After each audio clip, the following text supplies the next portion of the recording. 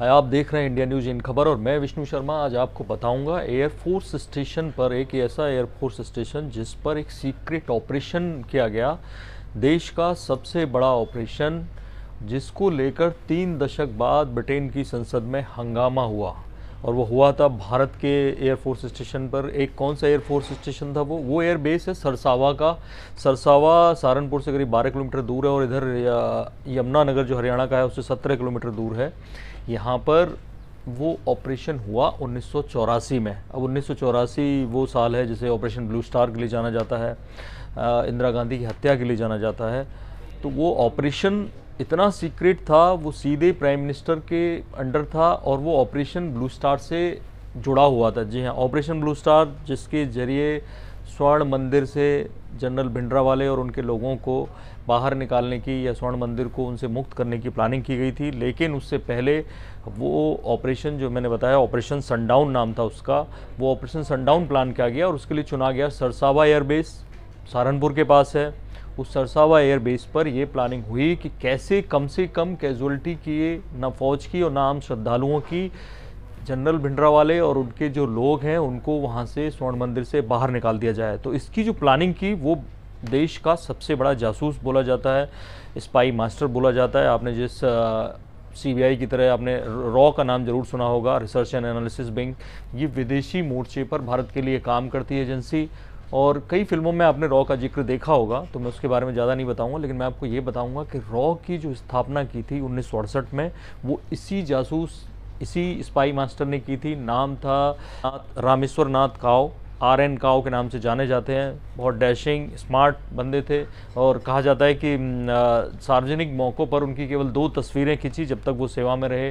पहले वो रॉ के चीफ रहे 8 साल करीब, और उसके बाद वो इंदिरा गांधी की सिक्योरिटी में, उससे पहले वो नेहरू जी की सिक्योरिटी में रहे थे, और उसके बाद राजीव गांधी के भी सुरक्षा सलाहकार रहे। तो उस वक्त 1984 में वो थे डायरेक्टर जनरल सिक्योरिटी, ये NSA जैसा पद हुआ करता था। तो उन्होंने एक योजना रखी इंदिरा गांधी के सामने कि कैसे आप स्वर्ण मंदिर को मुक्त करा सकते हैं, इसलिए ऑपरेशन सनडाउन की प्लानिंग की गई। स्वर्ण मंदिर जैसा एक मॉडल बनाया गया सरसावा में, और वो फरवरी में ये काम शुरू हुआ और अप्रैल तक वहाँ पर ट्रेनिंग होती रही। ऐसे 200 कमांडोज को, बेस्ट कमांडोज को छाटा गया। ब्रिटेन से टाई अप करके 2 उस वक्त के Mi-4 हेलीकॉप्टर मंगाए गए, काफ़ी अत्याधुनिक हेलीकॉप्टर थे उस वक्त, और वो दोनों मंगाए गए और फिर वहाँ पे ट्रेनिंग शुरू की गई। जो वहाँ का गेस्ट हाउस था उसको स्वर्ण मंदिर की तरह रूप दिया गया, और जिस तरह से स्वर्ण मंदिर के अलग अलग एरियाज़ हैं वहाँ उस तरह के एरियाज़ बनाए गए।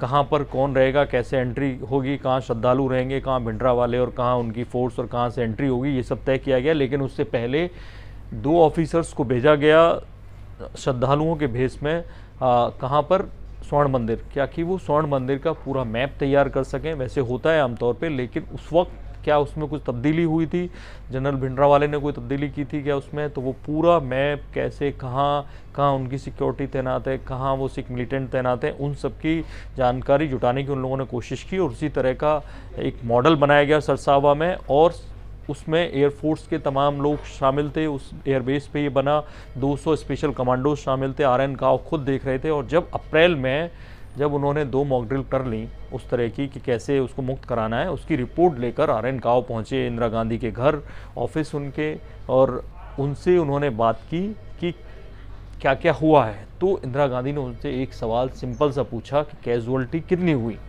यानी कितने लोग मारे गए। तब उन्होंने जवाब दिया कि हमारे जितने कमांडोज थे उनके 20% कमांडोज मारे गए और दोनों हेलीकॉप्टर बर्बाद हो गए, यानी दोनों हेलीकॉप्टर उस मॉक ड्रिल में नष्ट हो गए। तो ये जब इंदिरा गांधी ने सुना तो वो थोड़ा झुंझलाई, गुस्सा किया, बोले कि मैं कैजुअलिटीज़ आम लोगों की बात कर रही हूँ, जो श्रद्धालु उस वक्त जो स्वर्ण मंदिर में होंगे, वो कितने लोग मरे आपकी इस एक्शन में। हालांकि मॉक ड्रिल थी, यहाँ कोई मरना नहीं था, ना कुछ नष्ट होना था, लेकिन फिर भी एक अंदाज़ लगाया जाना था कि कितनी मौतें हो सकती हैं। तब RN काव के पास इसका कोई जवाब नहीं था। इंदिरा गांधी ने फ़ौरन उस ऑपरेशन को वहीं रुकवा दिया, बोले कि नहीं, हम ये ऑपरेशन नहीं करेंगे।